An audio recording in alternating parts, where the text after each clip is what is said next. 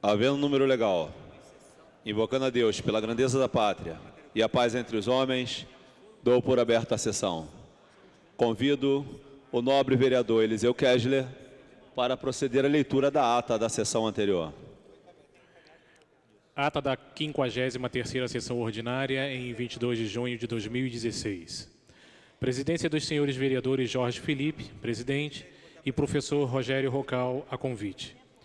Às 14 horas, com a presença dos senhores vereadores, professor Célio Luparelli, Paulo Messina, Jorge Felipe, Jorginho da SOS, Reimon, Babá, professor Rogério Rocal e Paulo Pinheiro, 8, assumem a presidência o senhor vereador professor Rogério Rocal e ocupa o lugar de secretário o senhor vereador professor Célio Luparelli, ambos a convite. Encerra-se a sessão às 16 horas e 45 minutos. Aprovada a ata, passa-se ao grande expediente. O primeiro orador inscrito é o senhor vereador William Coelho, que dispõe de 10 minutos. Senhor presidente, senhoras e senhores vereadores, volto mais uma vez a esta tribuna para falar de um tema que vem trazendo grandes problemas para a população da Zona Oeste, que é com relação ao transporte. Essa semana passada eu fiz um discurso falando da questão do transporte na Zona Oeste e, para surpresa dos moradores de Sepetiba daquela região, essa semana foi cortada uma linha de grande importância para os moradores, principalmente de Sepetiba, que é a linha 2304. Essa linha, ela faz o trajeto Sepetiba-Carioca todos os dias pela manhã, são 4 ou 5 carros pela manhã e 4 a 5 carros à tarde, voltando para Sepetiba. Na verdade, sem nenhum aviso prévio, como sempre, sem nenhuma notificação aos usuários, simplesmente fizeram mais essa covardia com a população daquela região. E eu já venho aqui há algum tempo, subindo a esta tribuna, falando e reclamando e reivindicando a questão do transporte na nossa região, e às vezes eu tento expressar aqui, a minha indignação sim, mas mais do que isso, a indignação das pessoas que realmente usam e precisam desse ônibus. Eu, em 2011, fazia curso aqui no centro, ainda não era vereador, e utilizava a linha 2304 para vir para o curso todos os dias. Esse ônibus ele sai da Praia do Cardo, ponto final na Praia do Cardo, ali onde eu moro, em Sepetiba, e sei da grande importância que essa linha tem para aquela região. Então, quero deixar aqui hoje as minhas palavras de indignação sobre a extinção dessa linha, tá? Dizer que vou lutar com todas as forças para que essa linha volte a operar no bairro de Sepetiba, não só essa, mas todas as outras que foram extintas, penalizando a população daquela região. Como eu disse em 2 discursos anteriores, volto a dizer aqui novamente, o transporte na cidade do Rio de Janeiro, ele precisa ser público e não privado. Hoje, o nosso transporte está atendendo mais aos empresários de ônibus do que a população. Então, deixo aqui as minhas palavras de indignação e dizer para a população daquela região que contem com o meu empenho para que essa solução seja resolvida o mais breve possível. Muito obrigado. O próximo orador inscrito é o senhor vereador Paulo Pinheiro, que dispõe de 10 minutos. Não estando presente, o próximo orador inscrito é o senhor vereador professor Célio Luparelli, que dispõe de 10 minutos. Senhor presidente, vereador professor Rogério Rocal, senhores vereadores, senhoras e senhores.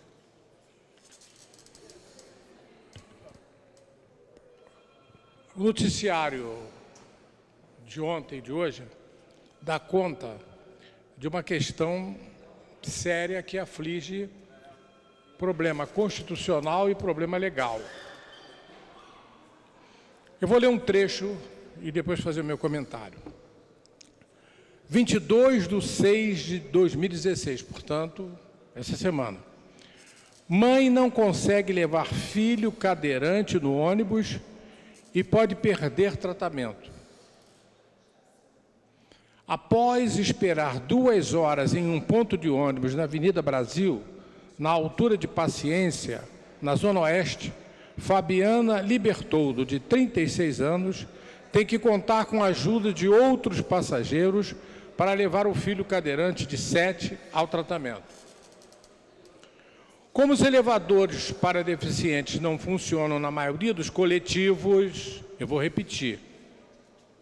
Como os elevadores para deficientes não funcionam na maioria dos coletivos, homens precisam saltar e carregar o menino para dentro do veículo, que geralmente vem lotado. O problema é apenas uma das dificuldades que ela enfrenta nas viagens de ida e volta até a Secretaria Municipal da Pessoa com Deficiência, em Campo Grande, 2 vezes por semana. A aflição da família começa antes de chegar o ônibus da linha que liga Itaguaí a Campo Grande, da empresa Expresso Mangaratiba. Segundo Fabiana, boa parte dos motoristas passam direto pelo ponto após perceberem que o menino usa cadeiras de rodas. Quando eles atendem ao sinal, abrem as portas e alegam que não podem levar na TAM, já que os elevadores de acessibilidade raramente funcionam. Os elevadores de acessibilidade raramente funcionam, nos que tem. Sempre passo constrangimento. Outro dia, tentei pegar o que estava no ponto e não consegui, pois não tinha acessibilidade. No segundo ônibus que passou, os passageiros carregaram meu filho. Mas, depois de 4 quilômetros, o veículo enguiçou e precisei de ajuda de homens mais uma vez para sair do ônibus, relata a mãe do menino. Então, o caso é muito sério, por quê?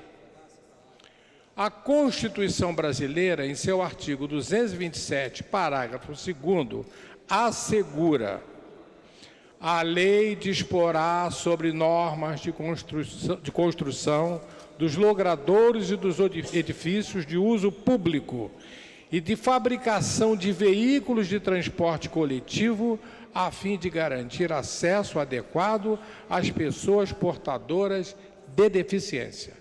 Isso está no artigo 227, parágrafo 2º da Constituição.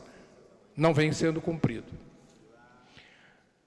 Como disse que a lei disporá, então vamos lá. A Lei 10.098, de 19 de dezembro de 2000, que estabelece normas gerais e critérios básicos para a promoção de acessibilidade das pessoas portadoras de deficiência ou com mobilidade reduzida, em seu artigo 16, é clara.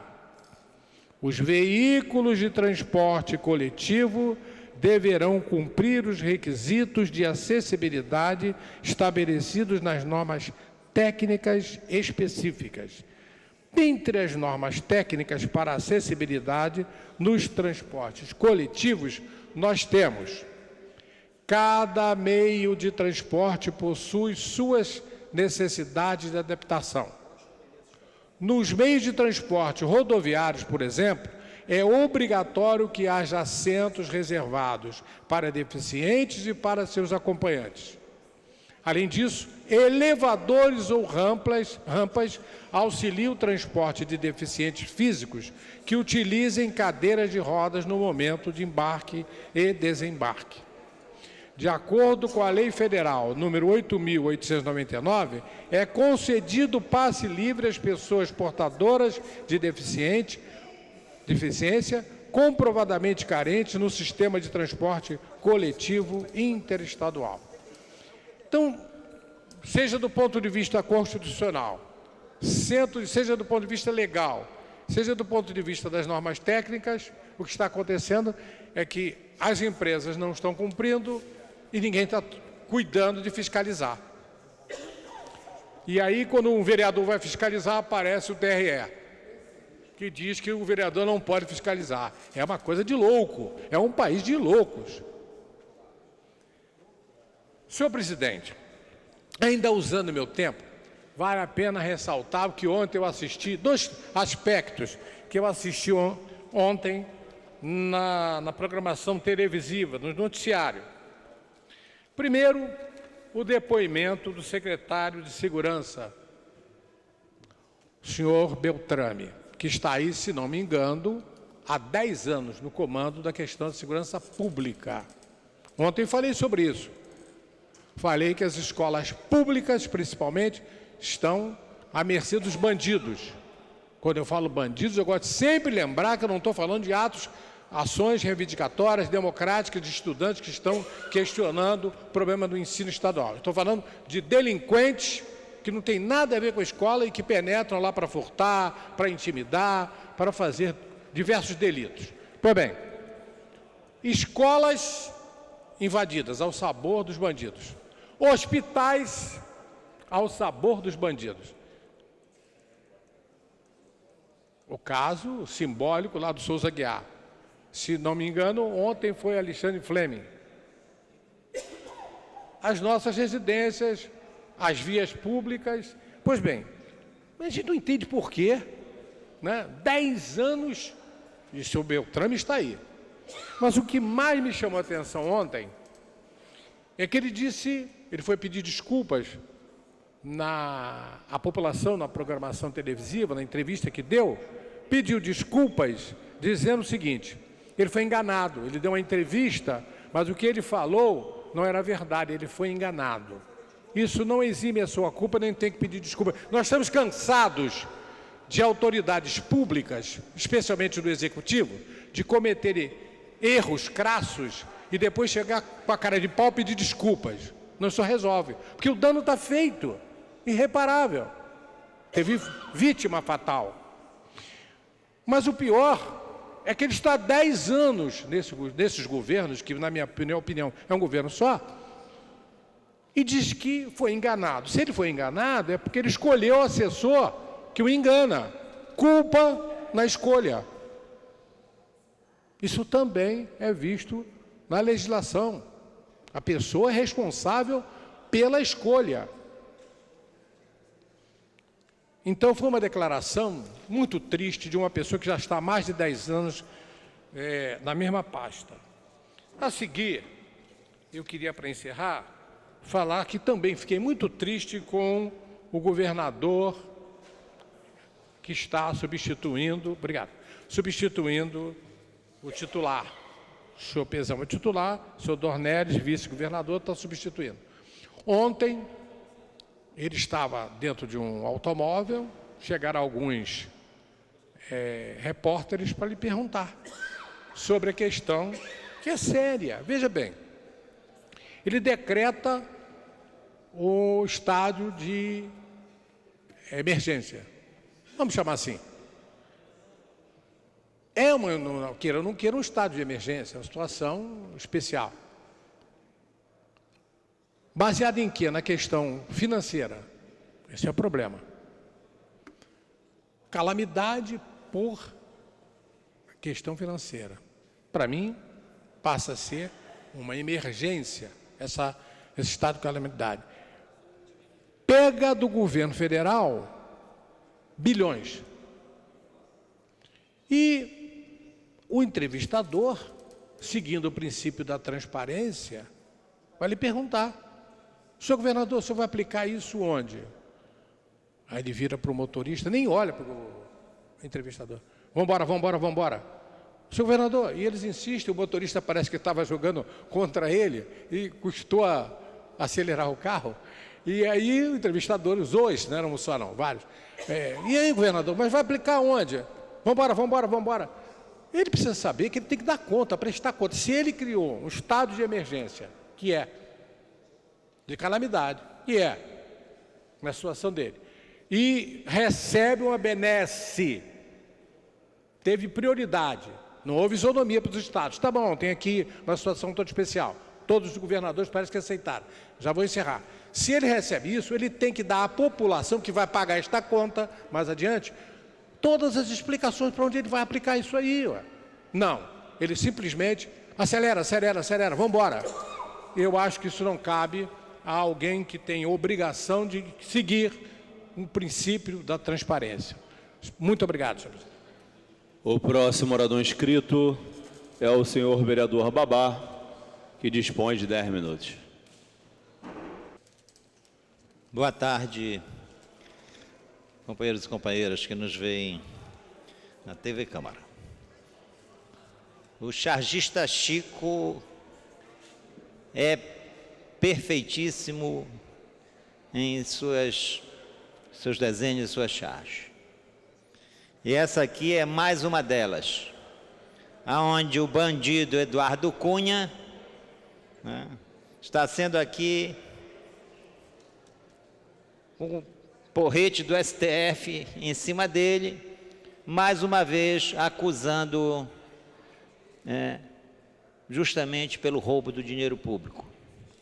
No caso dessa decisão, simplesmente o senhor Eduardo Cunha, é pouco, não? Mais de 5 milhões de dólares. Os caras não eram fichinha, não. A mulher dele, a Cláudia Cruz, gastou mais de 1 milhão de dólares em bolsas de grife, vestidos, né? Mais de 1 milhão de dólares. Não é 1 milhão de reais, não. Mais de 1 milhão de dólares. Mostrando claramente o desrespeito que esses cidadãos têm com a população que paga seus salários. E não há lugar outro que não seja para o bandido Eduardo Cunha e sua esposa do que a cadeia. Cadeia. Porque ele ainda está sendo julgado no STF. Já é o segundo crime. Né? Pelo Ministério Público já foi solicitado que dá um total de 170 anos de cadeia para o bandido Eduardo Cunha. Só que o STF é mais lento. A esposa dele vai ser julgada pelo Sérgio Moro e, na primeira instância, é muito mais rápido. E, portanto, ela pode ir para a cadeia antes dele. Quando, na verdade, os dois deveriam entrar no mesmo dia, porque estavam roubando sequencialmente da população brasileira. Essa situação e que pode agora levar à cassação de seu mandato, e ele pode parar lá na mão de Sérgio Moro. Essa situação dos vários que estão na cadeia, que roubaram o dinheiro público da saúde, da educação, da merenda escolar, de tudo, na verdade, não tem outro lugar para esses cidadãos do que não seja cadeia. Quero colocar isso porque atrás de um corrupto vem outro. E hoje de manhã, Paulo Bernardo, que foi deputado federal no mesmo mandato que eu tive no PT, no primeiro ano do governo Lula, e que foi ministro do Planejamento para planejar a não dar aumento aos servidores públicos, justamente os servidores públicos que ele roubava dia a dia com os empréstimos consignados. Para vocês verem, tá certo? E esse cidadão, quando nós fomos expulsos do PT em 2003, ele foi um dos nossos principais acusadores na reunião do Diretório Nacional do PT e em plenário, nos atacando, nós quatro que estávamos lá enfrentando a reforma da Previdência do Lula e que enfrentamos o governo Lula. A Luciana Genro, eu, Heloísa Helena e João Fontes. E esse senhor, ia com toda a suprema arrogância para cima da gente. E seguindo a rota de vários corruptos, né, do PMDB, do PT, do PP, não é certo? Uns já estão na cadeia. E o Vacari está envolvido com ele nessa nova acusação, que era de retirar a cada mês, é certo? Do desconto consignado dos servidores, aos quais ele não dava e se negava a dar aumento, para poder sobrar dinheiro para os banqueiros, mas ele tirava o dele. Tirava o dele e da mulher, é certo? A qual conseguiu elegê-la senadora, com muita grana, justamente a grana da corrupção. E agora foi preso, né, pela Polícia Federal, tá certo? E a sede do PT foi também vasculhada,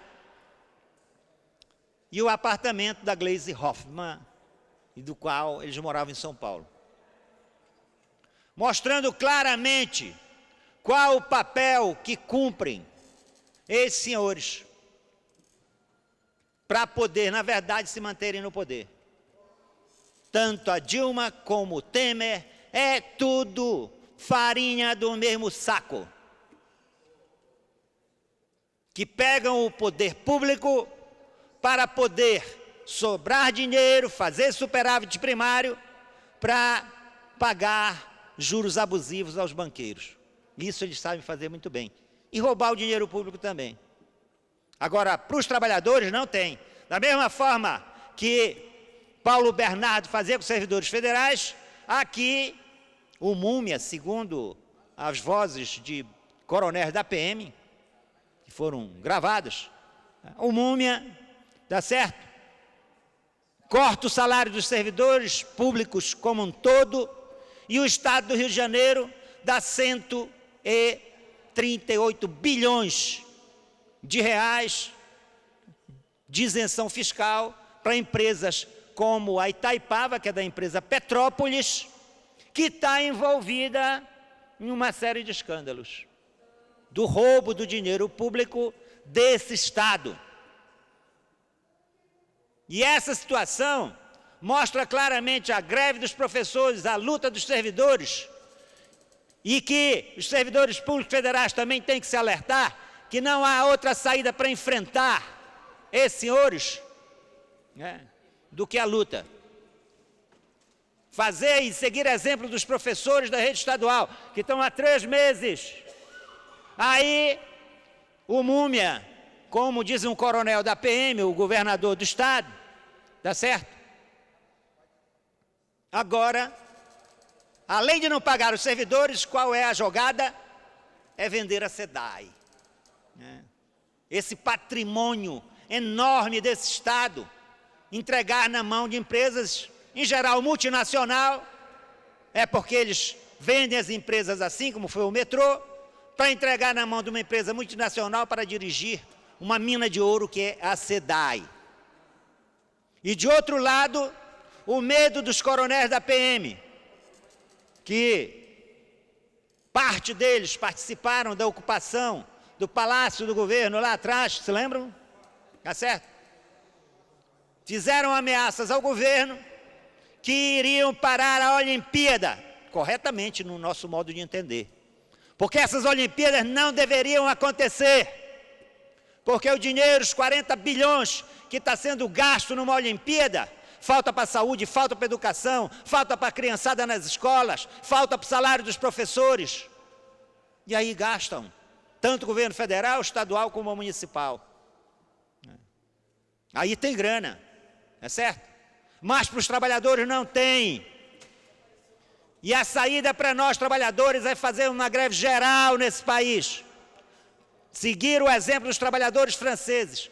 Pararmos esse país de ponta a ponta. Seguindo o exemplo dos professores do Rio e de vários professores que estão em greve no Brasil inteiro defendendo a educação pública e salário digno para os professores. Portanto, senhores, tudo isso se entrelaçam. PT com PMDB, com PP, do vice-governador, fazem parte de um mesmo jogo, porque o vice dessa cidade é do PT, e foi conivente a todas as remoções, milhares de famílias que foram removidas, um exemplo máximo é o Vila Autódromo, para entregar a cidade na mão das empresas imobiliárias e das empreiteiras, onde eles estão envolvidos até a medula. Como é o prefeito desta cidade, que se ele pensa que vai se escapar da justiça, não vai, porque ele também faz parte do roubo do dinheiro público. Sérgio Cabral, Pezão, Eduardo Paz, o vice que estava aí administrando, mas os do PMDB todos envolvidos em corrupção. E o lugar deles vai faltar cela para dividir com tantos bandidos que estão indo para a cadeia. Agora vão ter que arranjar novas celas para Eduardo Cunha, né, para sua esposa, não é certo? Para o Paulo Bernardo e para sua esposa também, que está lá no Senado para ser julgada pelo STF. E aí o que acontece? Acontece é que a violência continua contra os trabalhadores e esses senhores saem incólume de tudo isso. Por isso nós estamos aqui a denunciar. Nós iremos fazer uma campanha contra a privatização da SEDAI e esperamos que os senhores vereadores que dizem respeito a essa cidade saiam na luta contra essa privatização, porque isso vai machucar lá a população mais pobre, justamente como acontece com a luz, hoje em dia privatizada.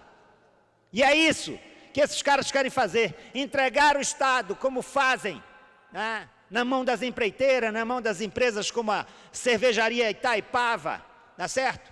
Todos eles roubando dinheiro público. Conclua, por favor, vereador. E para concluir, quero dizer que nessa situação, o Partido Socialismo e Liberdade, que foi construído justamente fruto da nossa expulsão do PT, por esse bandido que está agora preso desde manhã pela Polícia Federal, Paulo Bernardo, que era um dos grandes, arrogantes diretores da direção do PT, que nos expulsou em 2003. E nos expulsou porque nós já vínhamos desde lá, confrontando um governo que entregou esse país, como o Fernando Henrique fez, na mão do capital internacional, na mão dos banqueiros, na mão das empreiteiras e na corrupção deslavada que eles vêm implementando no país. Muito obrigado. Obrigado. O próximo orador inscrito é o senhor vereador Renato Sim, que dispõe de 10 minutos. Boa tarde, senhor presidente, senhores vereadores, senhoras vereadoras, senhores e senhoras. Eu gostaria, senhor presidente, em primeiro lugar, de ler aqui para todos os meus colegas a carta aberta aos representantes do governo do município do Rio de Janeiro contra os cortes no salário família e nas pensões dos servidores públicos municipais. Esse documento que eu vou ler é assinado pelo CEP, Sindicato Estadual dos Profissionais de Educação do Rio de Janeiro, pelo Sindicato Carioca dos Fiscais de Renda, pelo Sindicato dos Médicos do Rio de Janeiro, pela Associação dos Trabalhadores de Controle de Endemias do município do Rio de Janeiro, pela Associação dos Servidores do Prev Rio, pela Associação dos Servidores do Fundo Rio, pela Associação dos Funcionários Administrativos da Prefeitura do Rio de Janeiro, pela Associação dos Servidores da Câmara Municipal. Por Ulisses Silva, conselheiro eleito do Conselho de Administração Prev Rio, Evaristo e Anderson de Oliveira da Silva, também membros do Conselho de Administração do Prev Rio. O conjunto de servidores municipais da cidade do Rio de Janeiro, representados e organizados nas entidades abaixo, vem através dessa carta aberta manifestar aos representantes do governo da cidade do Rio de Janeiro o seu veemente repúdio aos cortes do salário família e das verbas nas centenas de benefícios de pensão que foram praticados na folha de pagamento da competência maio de 2016.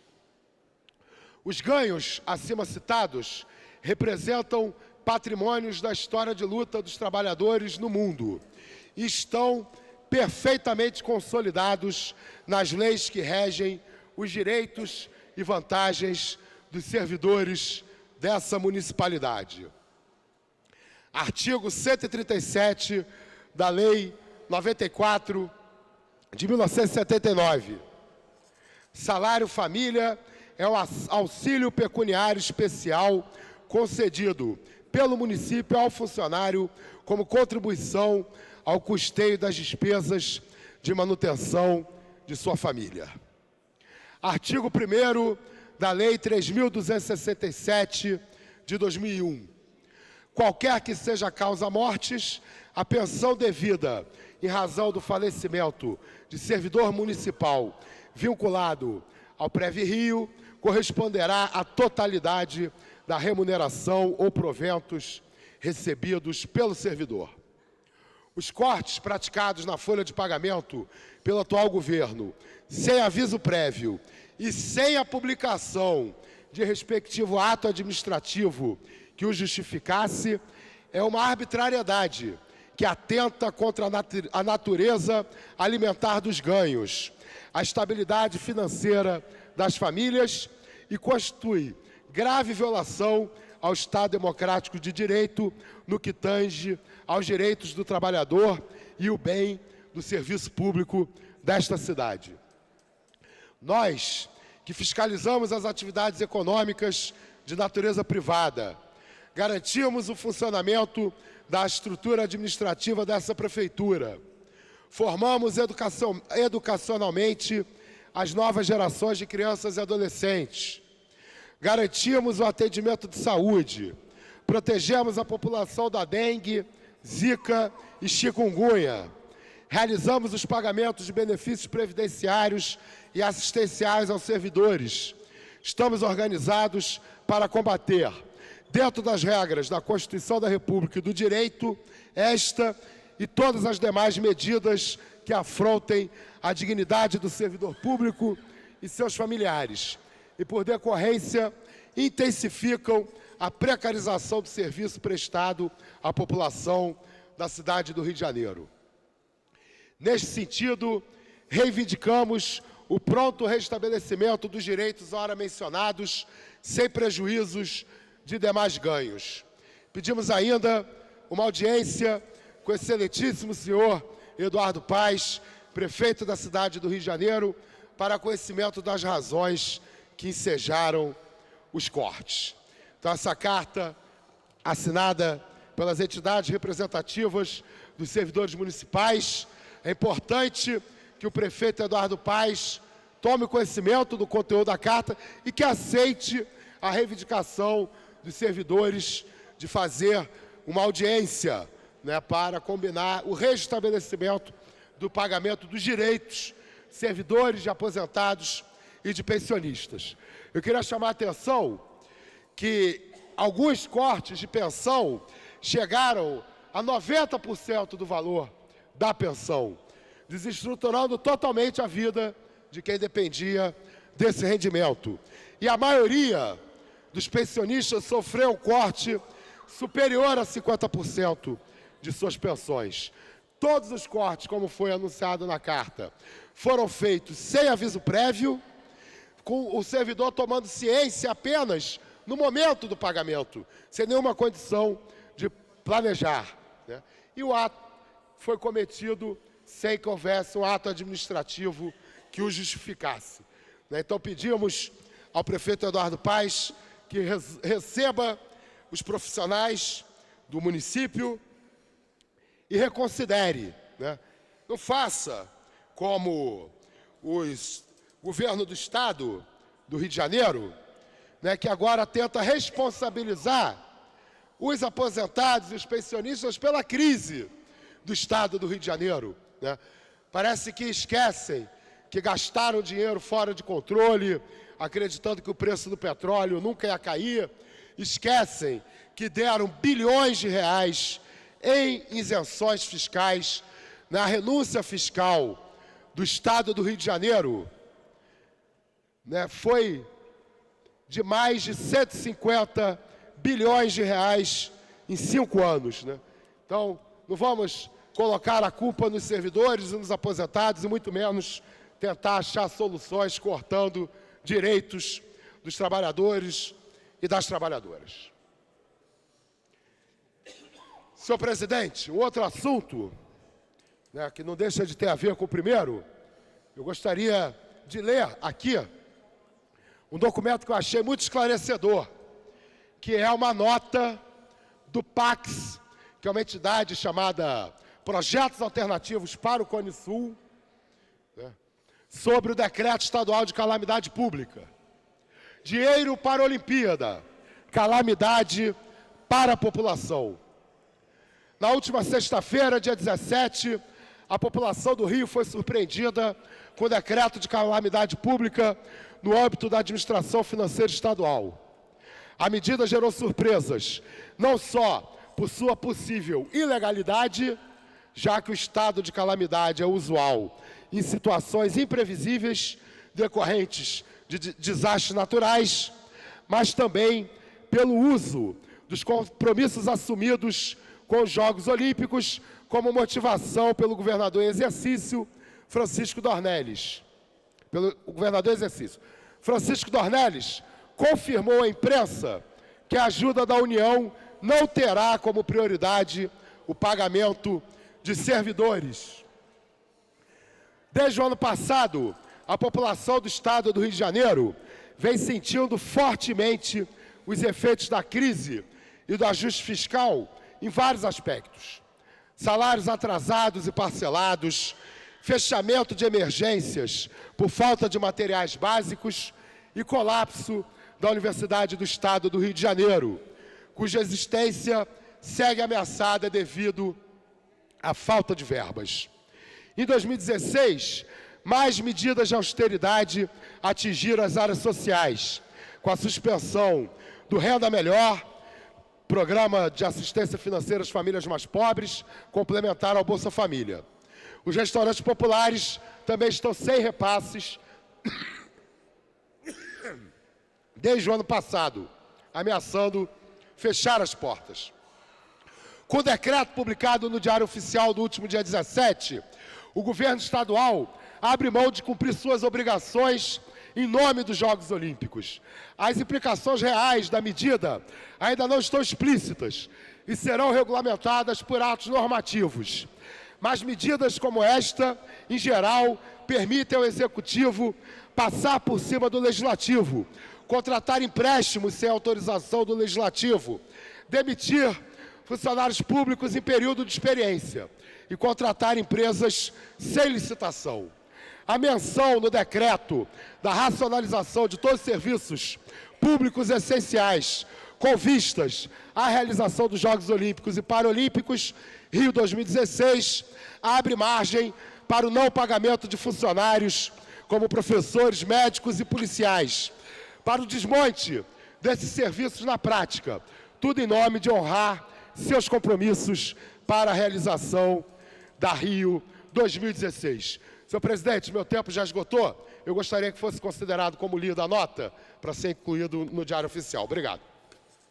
A presidência solicita a publicação, como solicitado pelo vereador Renato 5. Próximo orador inscrito é o vereador Edson Zanata, que dispõe de 10 minutos.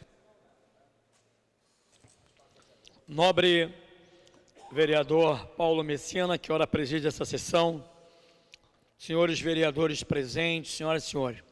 Presidente, eu venho a essa tribuna na presente data, nós lá da Zona Oeste, mais especificamente Campo Grande, fomos surpreendidos com a notícia ontem do falecimento do padre Rafael,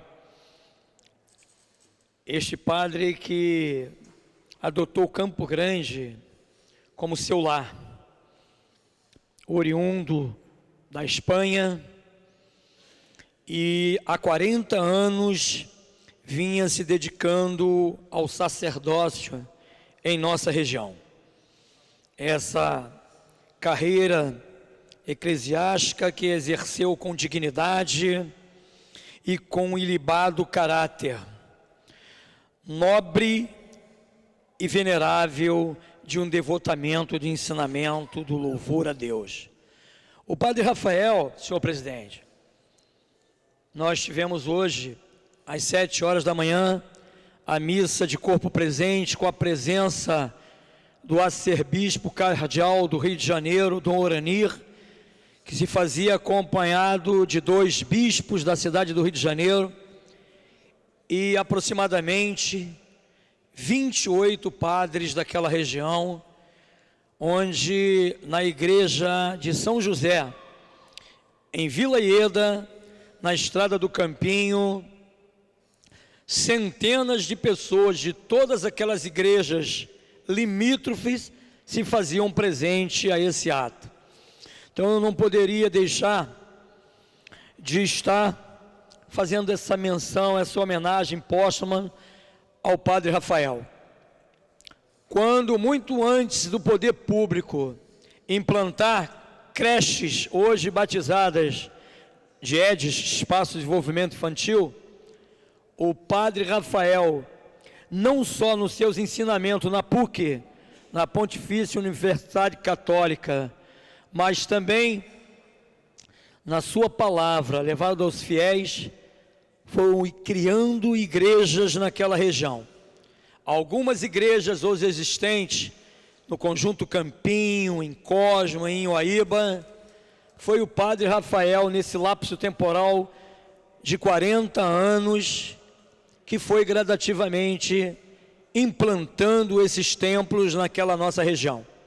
Assim como também, senhor presidente, foi o Padre Rafael que criou as primeiras creches, um assistencialismo social que nasceu nas igrejas daquela nossa região.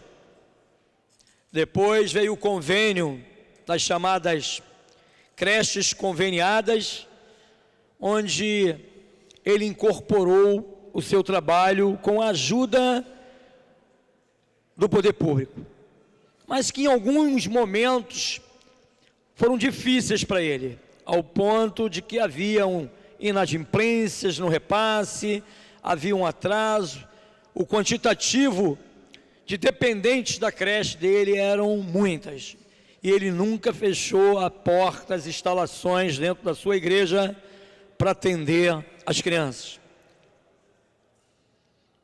Subsequentemente, ele não teve como dar continuidade a esse trabalho, porque seu estado de saúde já necessitava de cuidados.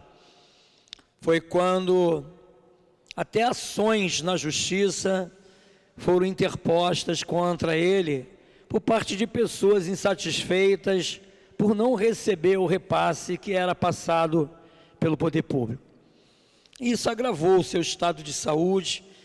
Ele deslocou todas essas crianças para um outro local para dar continuidade. Hoje, essas crianças todas estão instaladas nas EDIs, nos espaços de desenvolvimento infantil que foram implantados no bairro limítrofe em Santa Margarida.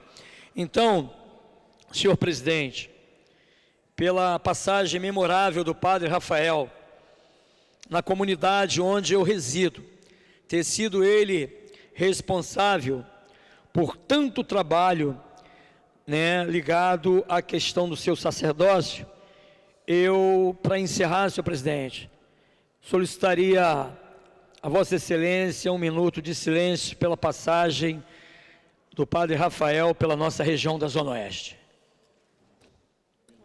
A presidência acolhe a sugestão de Vossa Excelência e solicita 1 minuto de silêncio aos presentes.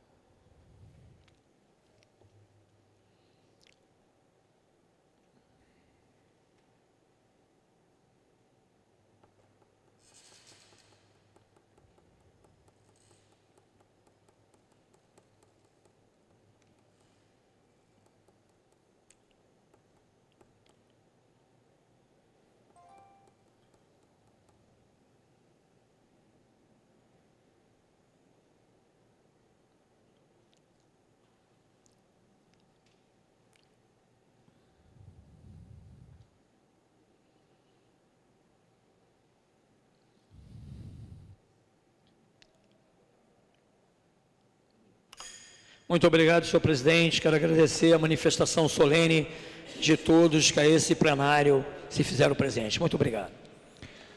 Próximo orador inscrito, a senhora vereadora Tânia Bastos, que dispõe de 10 minutos.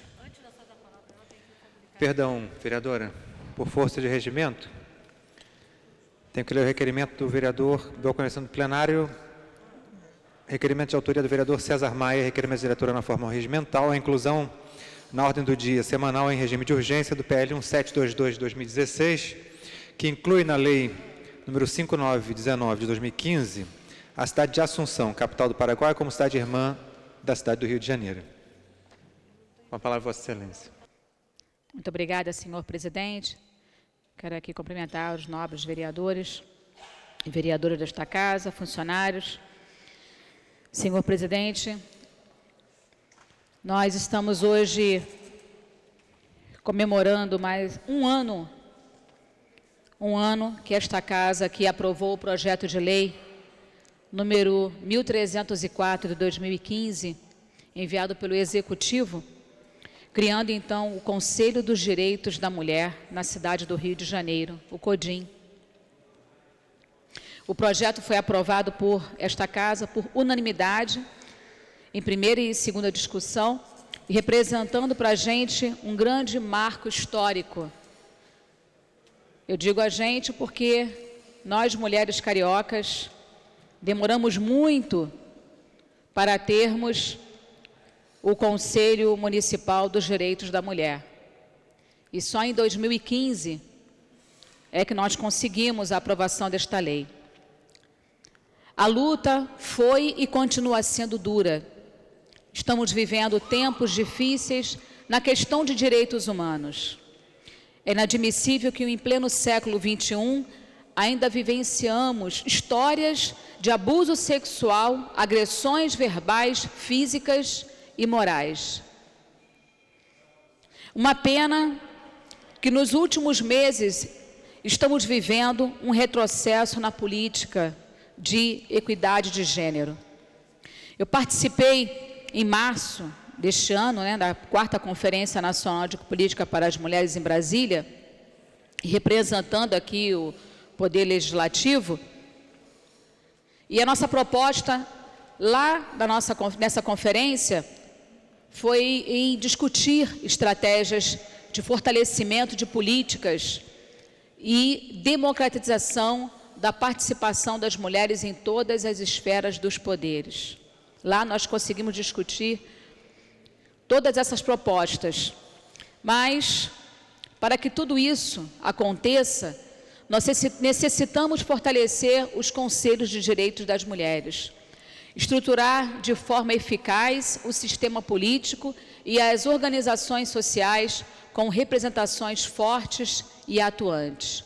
E quero aqui, senhor presidente, aproveitar a oportunidade para agradecer a ex-secretária Ana Rocha, que esteve à frente da Secretaria Especial de Política para as Mulheres. Ana Rocha foi uma pessoa na qual esta secretaria teve um ganho muito grande. Tivemos 2 instalações da Casa da Mulher Carioca, e foi também através dessa gestão que tivemos a aprovação do Conselho dos Direitos da Mulher. Quero aqui parabenizar a Ana Rocha por todo o seu empenho, mesmo não estando mais, por motivos de força maior, nessa secretaria. Porém, o senhor prefeito Eduardo Paes, ele direcionou e nomeou a Secretaria de Política para as Mulheres a minha querida Terezinha Lameira, que já esteve à frente também da coordenadoria, que é a CEPIG, E eu quero aqui desejar as boas-vindas para a Terezinha Lameira. Terezinha Lameira participou de várias ações junto com a Câmara Municipal do Rio, onde aqui fizemos fóruns, debates, audiências públicas também. E eu desejo aqui as minhas boas-vindas à Terezinha Lameira e um grande beijo no coração da Ana Rocha, minha querida amiga Ana Rocha, que também contribuiu bastante com as políticas públicas para as mulheres. Eu espero aqui, senhor presidente, na verdade, essa nuvem preta seja bem passageira e que em pouco tempo eu suba nesta tribuna para compartilhar notícias produtivas em prol da nossa sociedade. Eu digo notícias pretas porque o que mais nós temos visto nos meios de comunicação é, infelizmente, a violência contra a mulher e agora também o estupro, que está sendo muito bem divulgado. E eu quero aqui agradecer imensamente a nossa participação aqui enquanto presidente da Comissão Permanente de Defesa da Mulher. Eu, juntamente com a Verônica Costa e também a Lília do Flamengo, estamos trabalhando firmemente para que as políticas públicas sejam realmente executadas de uma maneira eficaz. Muito obrigada, senhor presidente. Próximo orador inscrito, o vereador Babá, que dispõe de 10 minutos.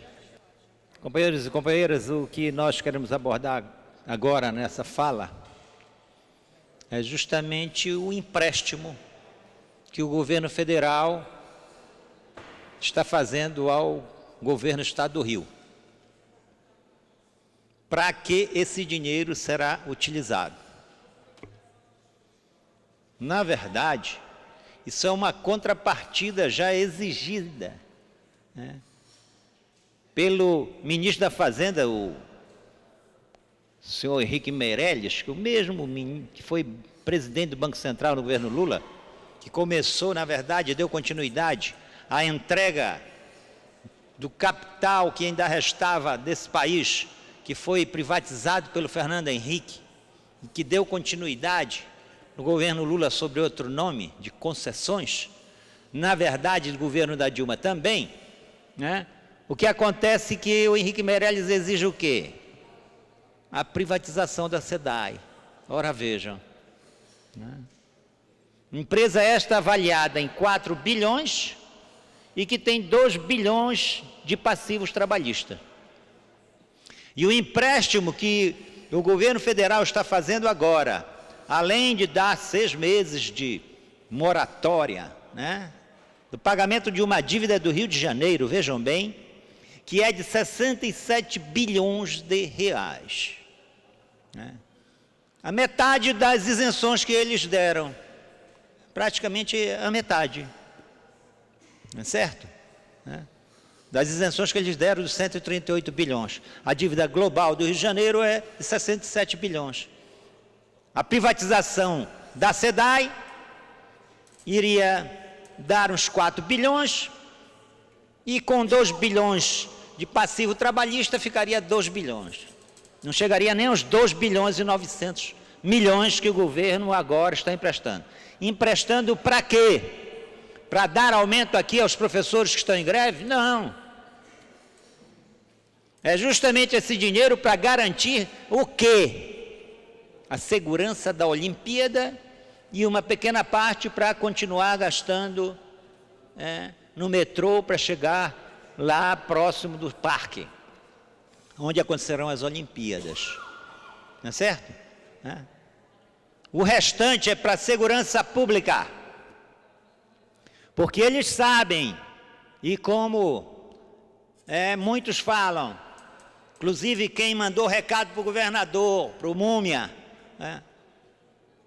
o atual governador, que é o que o povo fala, mas falando o quê? Que a segurança da Olimpíada está colocada em risco. E rapidamente eles correm para pegar 2 bilhões e 900 milhões, não para investir na saúde, na educação, lá no hospital estadual que está necessitando, né? Não para resolver o problema social, mas para garantir a segurança para que os turistas que venham para cá se sintam seguros e, ao mesmo tempo, eles estão com medo da polícia militar. Porque sabem que a polícia militar tem as forças nas mãos, tanto para reprimir o que é incorreto, que a polícia militar deveria lutar para aprovar a PEC 300, que é para equiparar o salário dos policiais militares do estado inteiro ao que é pago no Distrito Federal, tanto para soldado como para coronéis, para a cúpula da PM como para de baixo, vão gastar toda essa grana para dar segurança, porque eles também têm medo. A Olimpíada, grande Olimpíada, o problema é que a Polícia Militar não aguenta mais, como os servidores públicos também. Os professores estão fazendo greve há mais de 3 meses. E o senhor, qual é a segurança que dá? Esse dinheiro não vai nem um centavo para os professores. E uma das exigências desses empréstimos, dessa moratória para os estados, é que não haja aumento qualquer acima dessa inflação oficial para os servidores públicos. Congelamento dos gastos estaduais e privatizações. E aqui, o que resta ao Estado do Rio, porque o restante foi privatizado, entre os quais uma que era comandada pelo bandido Eduardo Cunha, tá certo? Que foram privatizados como aqui o metrô foi, tá certo? Essa situação que eles colocam justamente é para atacar os trabalhadores. É isso que o governo Temer, temporário, está fazendo aí, porque a classe trabalhadora não irá aguentá-lo e irá, na verdade, para as ruas para colocá-lo para fora. Ou ele pensa que ele vai ficar tranquilo com um Congresso corrupto, votando leis contra o interesse dos trabalhadores, os trabalhadores vão ficar pacificamente aguentando isso. Os servidores públicos já começaram a dar sua resposta. Nos estados também. As lutas estão ampliando. E a linha da classe trabalhadora desse país é justamente chamar um dia de greve geral, parar o país de ponta a ponta, mostrar a essa farsa que é Michel Temer, porque é uma farsa, é um homem que é uma farsa, tá certo?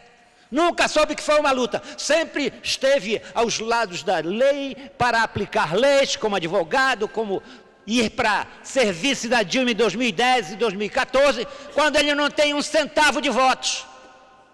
Mas foi colocado pelo PT lá 2 vezes. E, portanto, não adianta o PT vir querer reclamar agora, porque foi eles que deram força para o Temer. O Henrique Meirelles, que é ministro da Fazenda, também foi o PT que deu força para ele, colocando como presidente do Banco Central, trazendo o cara lá do Banco Boston para dirigir o Banco Central. E essa situação, a reforma da Previdência, justamente por exigência dos banqueiros também, com a mesma que o Temer está querendo fazer, que era a mesma da Dilma, nova reforma da Previdência para atacar quem? Os servidores públicos e os trabalhadores como um todo. E é isso, senhores, que não dá mais para aguentar. A paciência dos trabalhadores tem limite. Se o Múmia é governador, que a única coisa, segundo diz, quando pergunto para ele, mas onde vai aplicar isso aí, já virou até meme, nas redes sociais. Vamos embora, Ademário. Ademário é um dos 15 lá do Senado que está com o governador em exercício aqui no Rio. Vamos embora, Ademário. Parece que ele não tem, na verdade, de dar justificativa ao que está fazendo, mas tem. Tem, porque os trabalhadores estão se revoltando, e a própria Polícia Militar, eles sabem disso. Eles sabem que desde a alta cúpula ao soldado não aguentam mais. Os servidores públicos como um todo também não. E disso eles têm medo, por isso vão pegar 2 bilhões e 900 para dar praticamente tudo isso para a segurança pública, para o senhor Beltrame, que não resolveu o problema da segurança pública nesse estado depois de longos anos. O que se vê, na verdade, é a violência cada vez mais ampliada, mortes de policiais, como uma grande quantidade de mortes de pobres, jovens, negros nesse conflito, crianças com bala perdida, não resolve a situação de segurança. Aí o senhor Beltrame, todo orgulhoso, nos jornais, telejornais, vai dizer, não, esse dinheiro é meu, é para dar para a segurança pública. Segurança pública de quem? Da classe trabalhadora que não é, do jovem pobre que não é, segurança dos professores que estão em greve que não é. É para dar segurança para que os turistas que venham para cá, para conhecer o Rio de Janeiro, participar da Olimpíada, né? Na verdade, eles tenham a tranquilidade porque a Polícia Militar estará ali colocada para dar segurança para as Olimpíadas. É isso que eles vivem repetindo. Essa situação não pode ficar assim. A SEDAI não vai ser privatizada. Nós temos que fazer, na verdade, um movimento contrário. Porque já não basta tirar o metrô, a energia elétrica, as contas de luz altíssimas, que todo mundo tem que pagar para a Light, agora eles querem tirar a água, fazer com que a população pague muito caro pela água, e que eles, na verdade, querem privatizar a SEDAI justamente para pegar uma empresa dessas multinacionais aí, tá certo? Que ganham essas licitações. Quando são licitações, as disputas para as privatizações, na verdade, são empresas multinacionais que pegam o nosso patrimônio e continuam utilizando dele. E é por isso que chamo os senhores vereadores desta casa, que são 51 vereadores, aos servidores desta casa, à população em geral, nós temos que lutar contra esses governantes que estão aí a implementar planos como o Temer para privatizar, para jogar, na verdade, os estados cada vez mais falidos que estão na mão do capital multinacional dos banqueiros. E finalizo para dizer, porque esses se dão bem demais. No ano passado, eles receberam nada mais, nada menos do que 3 bilhões 668 milhões ao dia. O que justamente é o que 47% do orçamento que eles levam. É certo? Foi 1 trilhão 350 bilhões que o governo de Dilma Rousseff, no seu último ano, teve que catar dinheiro de todos os cantos, teve que tirar dinheiro da saúde, da educação, como um todo, tirar dinheiro da merenda escolar, para os banqueiros não pode faltar. E é por isso que o Henrique Meirelles foi para lá, porque para os banqueiros não pode faltar. Vereador, já encerrando, para os banqueiros não pode faltar, justamente porque eles são alimentados pelos banqueiros, empreiteiras, agronegócio, tá? E os banqueiros é quem manda neste governo, e que manda nesse estado, e que manda no governo que era do PT, que está com Temer, que manda na finança nacional, e que nós temos que dar um basta nisso tudo. Próximo orador inscrito é o vereador César Maia, que dispõe de 10 minutos. Senhor presidente, senhoras e senhores vereadores, hoje pela manhã, não quero tratar do mérito. Foi feita mais uma operação conjunta da Receita Federal, da Polícia Federal, do Ministério Público, na qual houve busca e apreensão na casa do ex-ministro, da atual senadora, do ex-ministro de Comunicações, do ex-ministro de Previdência, do, enfim, empresário, esposo da ex-ministra de Direitos Humanos. Enfim, isso aí é uma questão que a Justiça vai analisar, devem ter direito de defesa. Mas, senhor presidente, o que eu gostaria de chamar a atenção é que essa operação toda, ela partiu de uma delação premiada de um vereador de Americana. Chama atenção porque eu diria que a delação premiada de um vereador de Americana em São Paulo abre um novo vetor de delações premiadas. Nós sabemos os problemas que pelo Brasil afora existem em Câmara de Vereadores. Nos lembramos do que aconteceu na Câmara de São Paulo, que foi um fato de repercussão nacional. E agora mesmo em São Paulo, com os fiscais do ISS. Então, acho que não apenas esse processo, ele foi caminhando em várias regiões do país, em vários setores, mas também pode estar descendo de patamar, abrindo espaço para as assembleias legislativas. Vimos agora ontem a divulgação de um caso rumoroso e agora de um vereador numa delação premiada produzindo esse enorme multiplicador.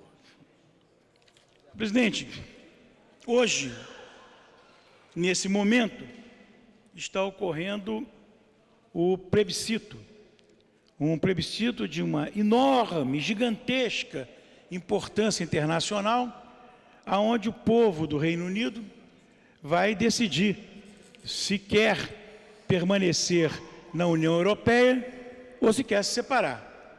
É um plebiscito fundamental para o mundo todo e também para o nosso Brasil.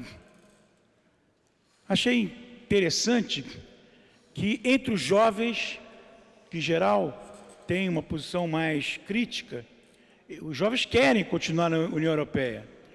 As regiões que são críticas no Reino Unido, como a Escócia, que votou um plebiscito para se descolar do Reino Unido, como a Irlanda do Norte, em grande maioria, segundo as pesquisas, querem permanecer no Reino Unido. E o Brasil? Fiz uma nota hoje a respeito do que interessa ao Brasil. O interesse maior do Brasil é que o plebiscito mantenha o Reino Unido integrado à União Europeia. Eu lembro que os problemas maiores de comércio exterior da área do agronegócio brasileiro ou da agricultura brasileira, os conflitos maiores são com a França, por exemplo. Porque para a França, produtos agrícolas são enquadrados como bens culturais. E com isso não há possibilidade de negociação. Alguns dias, representantes do governo brasileiro foram interpelados por membros da Confederação de Indústrias Agrícolas do Reino Unido para saber a posição do Brasil sobre o Brexit. São aqueles que defendem a separação do Reino Unido da União Europeia. Aspas, nossa prioridade é negociar com a União Europeia e não com o Reino Unido individualmente. Aspas, respondeu o alto funcionário do governo brasileiro presente na reunião. Por trás da defesa do governo brasileiro pela permanência do país no bloco estão não apenas aspectos econômicos, mas também políticos. Isso porque o Reino Unido tem sido um dos principais fiadores das negociações para o Tratado de Livre Comércio entre o Mercosul e a União Europeia.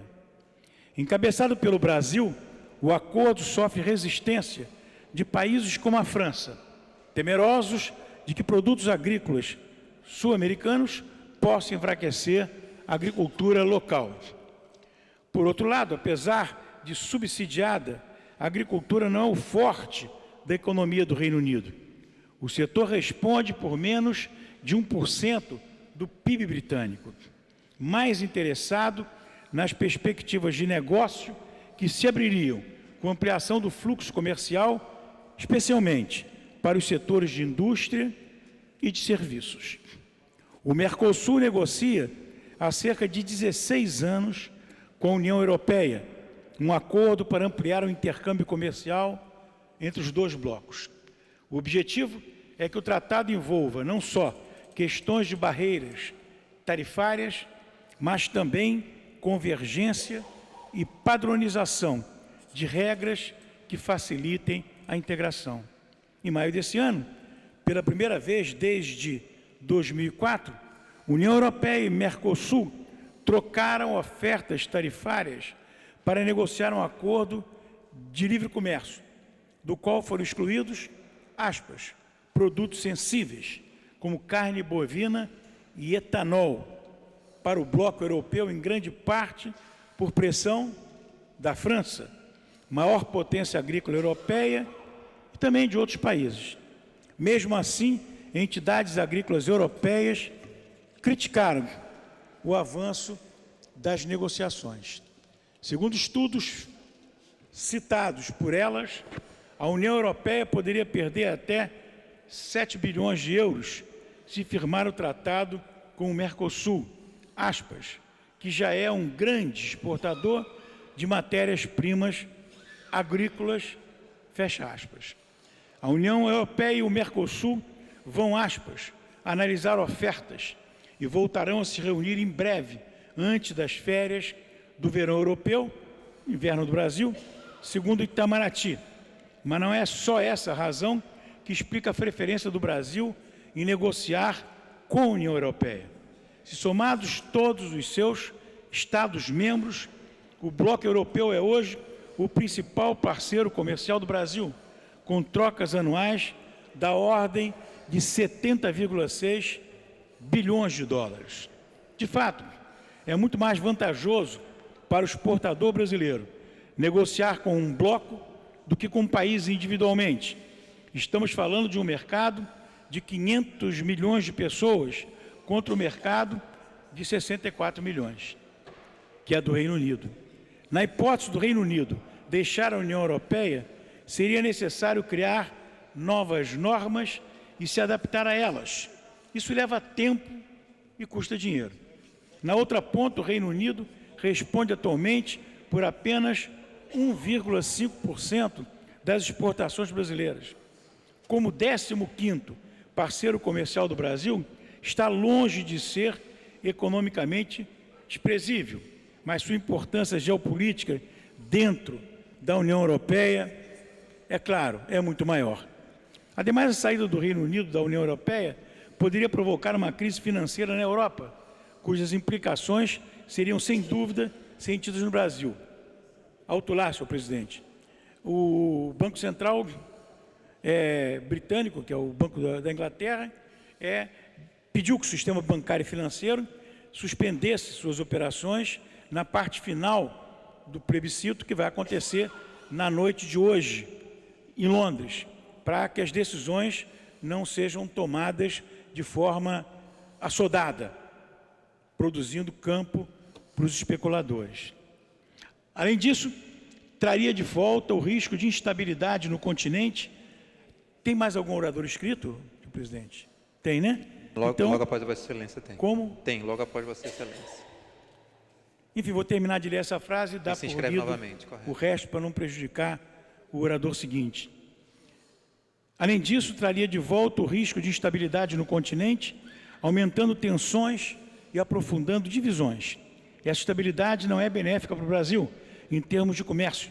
Porém, na eventualidade do Reino Unido sair da União Europeia, o Brasil, até mesmo o Mercosul, poderiam ter até mais facilidade para negociar um acordo bilateral com o país a longo prazo, mas seria apenas com o Reino Unido, por sua postura classicamente liberal.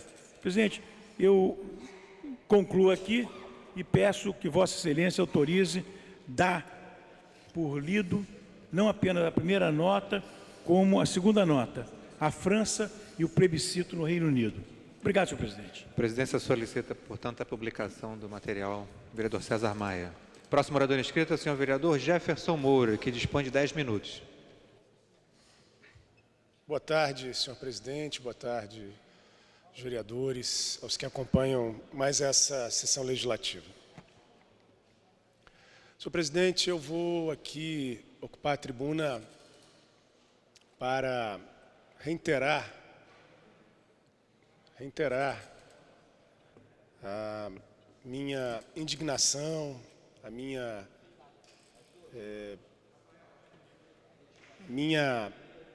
absoluta insatisfação com a conduta do prefeito Eduardo Paes, do PMDB, no que diz respeito à CPI das Olimpíadas.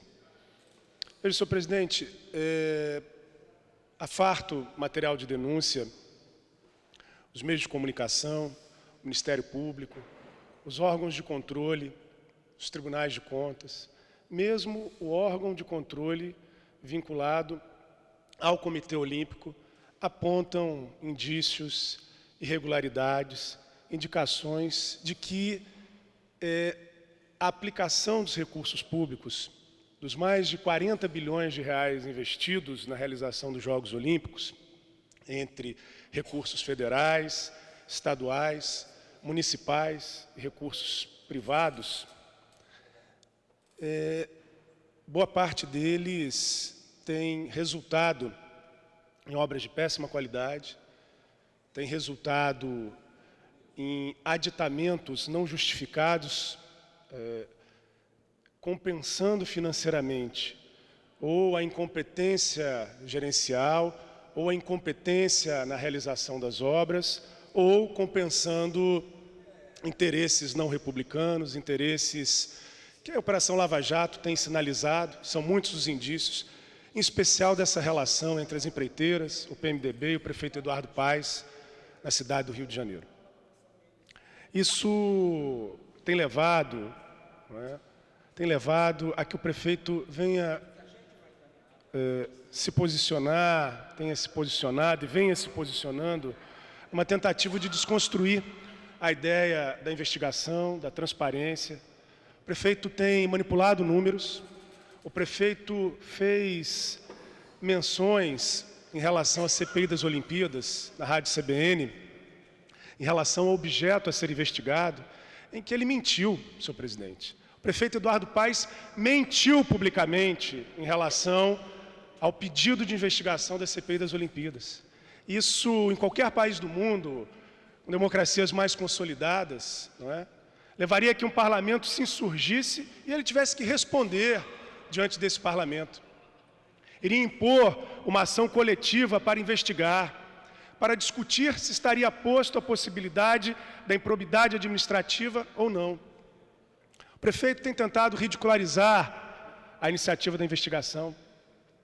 O prefeito tem buscado, com seus recursos, influenciando sua base, articulando o PMDB, buscando, manobrando, atuando para impedir que essa casa exerça o seu papel constitucional.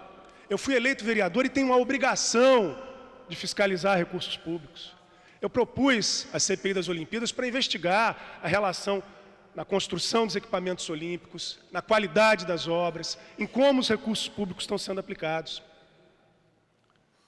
Eu vivo nessa cidade, eu crio os meus filhos nessa cidade, eu torço para que o Rio de Janeiro dê certo. Eu quero que esses recursos resultem na possibilidade de um verdadeiro legado, e não apenas em dívidas, e não apenas em relações questionáveis com as empreiteiras, com os financiamentos de campanha.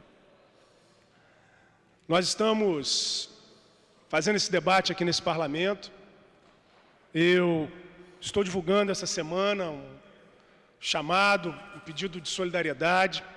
Estamos circulando uma petição para exigir que os trabalhos da Comissão Parlamentar de Inquérito para investigar os gastos olímpicos, para investigar a qualidade dos recursos investidos nos equipamentos olímpicos na cidade do Rio de Janeiro, possa ser efetivada. É obrigação dessa casa, é obrigação dos vereadores dessa casa. Quero aqui chamar aqueles que estão nos assistindo, aqueles que puderem, na minha página no Facebook, Jefferson Moura, na página da CPI das Olimpíadas, há os formulários eletrônicos, é só clicar e fazer a assinatura para que nós possamos reforçar essa pressão popular. Só a pressão popular poderá impor a retomada dos trabalhos. A força do PMDB nessa cidade, a força do prefeito ainda é grande. Eles não poupam recursos políticos, não poupam, não abrem mão dos piores métodos para impor o silêncio. Não sei o que o prefeito Eduardo Paes quer esconder. Não sei o que o prefeito Eduardo Paes, do que ele tem medo. Será que ele teme que o que está sendo investigado na Lava Jato, que a relação das empreiteiras com o financiamento do PMDB também chegue na relação do financiamento da sua campanha eleitoral?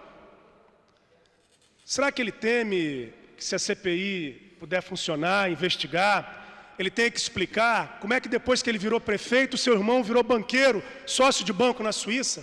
Será que é essa a preocupação dele, o temor dele? Ou será que ele teme?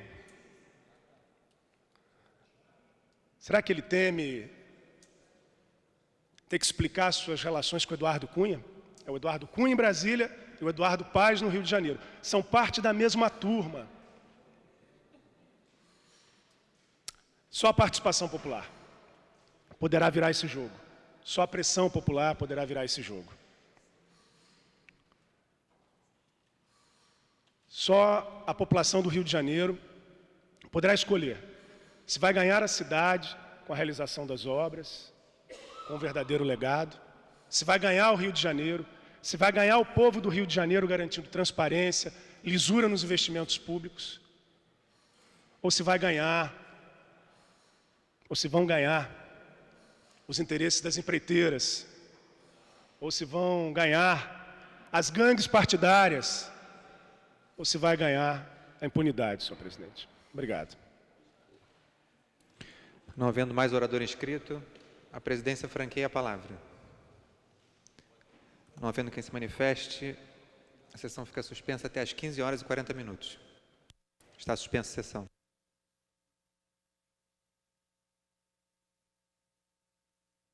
Está reaberta a sessão. Terminada a primeira parte do grande expediente, passa-se à segunda parte. O orador inscrito é o vereador Leonel Brizola Neto, que dispõe de 20 minutos. Refazendo a fala, não havendo orador inscrito, a palavra fica franqueada. Com a palavra franqueada, o vereador César Maia.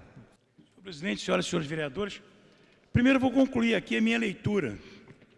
Faltava muito pouco.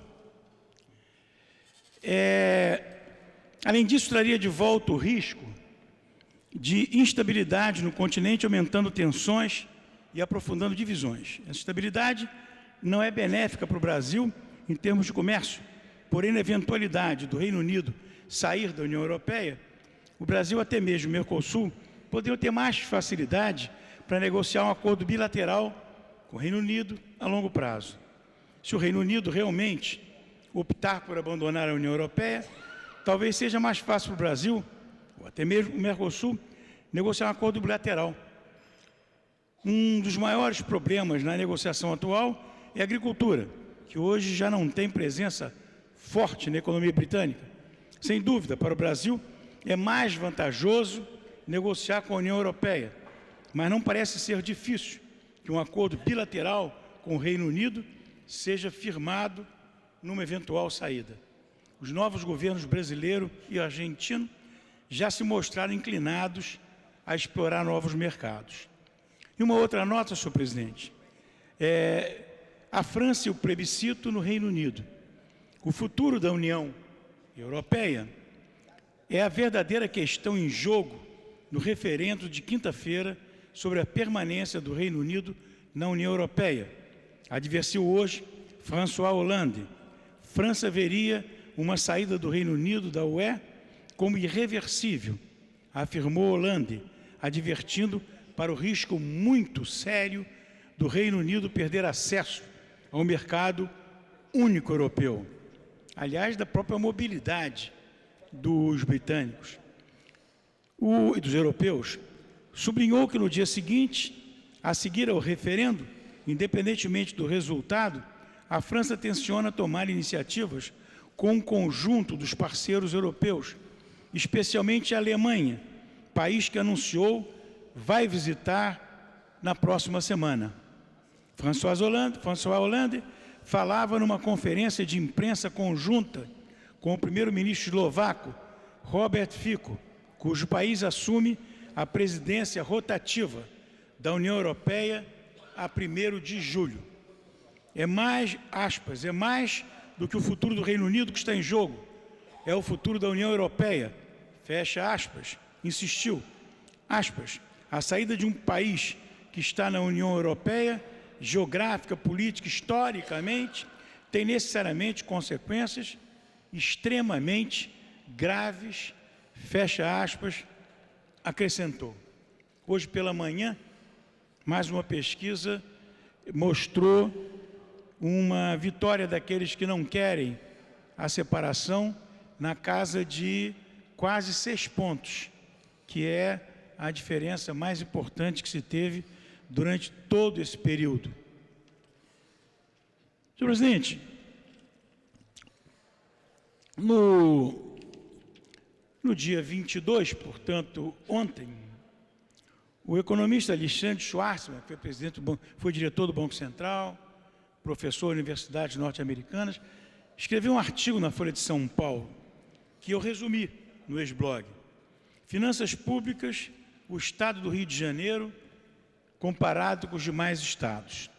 O governador interino do Rio de Janeiro, Francisco Dornelles, decretou o estado de calamidade pública no estado. Normalmente isso ocorre em face de um desastre de grandes proporções e, sinceramente, não há outra forma de descrever a gestão fiscal do Rio de Janeiro. Segundo os dados divulgados pelo Tesouro Nacional acerca das finanças estaduais, enquanto o conjunto dos demais estados registrou a preços de 2015 superávit primário pouco inferior a 26 bilhões de reais entre 2012 e 2015, o Rio de Janeiro apresentou déficit de 6,8 bilhões.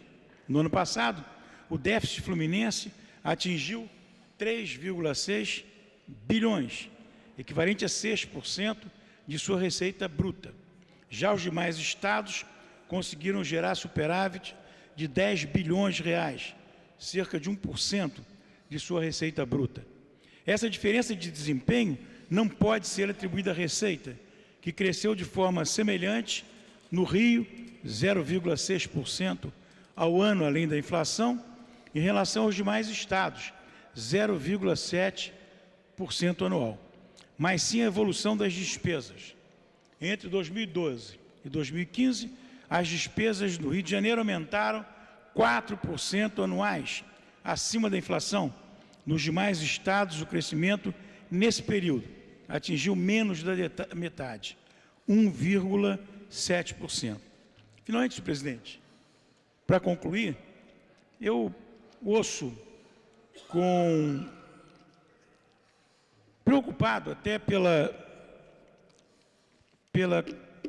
complacência dos meios de comunicação, o prefeito Eduardo Paes repetir exaustivamente que a Prefeitura do Rio de Janeiro tem realizado investimentos, despesas nos Jogos Olímpicos, muito aquém de outros eventos, e que isso significa uma redução de gasto em relação ao previsto. E, presidente, é importante sublinhar que quando a Prefeitura ela concede um imóvel seu, no caso do Parque Olímpico, né, o maior de todos, né, como pagamento àqueles que farão as obras, isso é despesa, isso é gasto.